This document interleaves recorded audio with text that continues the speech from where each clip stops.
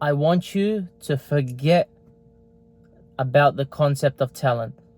Forget about talent. No talent. Just pure, sickening work ethic. That's what matters. Forget about talent. Who cares about talent? Who's more talented? This guy's more talented than me. This guy was born with natural gifts. Who cares? Realize this. Realize that you can outwork absolutely anybody, no matter how talented or naturally gifted they are. Realize that and you become dangerous. But the problem is, most of you aren't willing to put in the work that it requires to be great. Most of you aren't willing to put in the pure, sickening work ethic it takes to be the best version of yourself. Most of you are using the excuse of, I don't have enough talent, as a coping mechanism for your failure, or for the reason that you're not as good as you could be.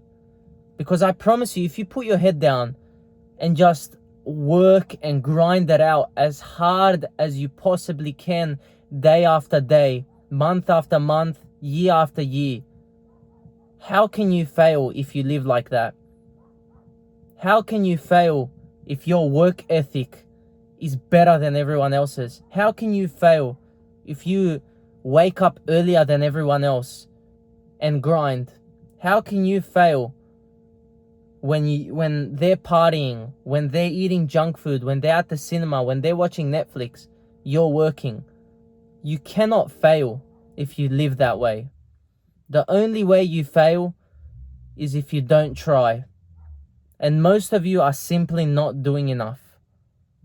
Just put your head down and work as hard as physically possible. Now, it's not going to be easy. I never said it was going to be easy.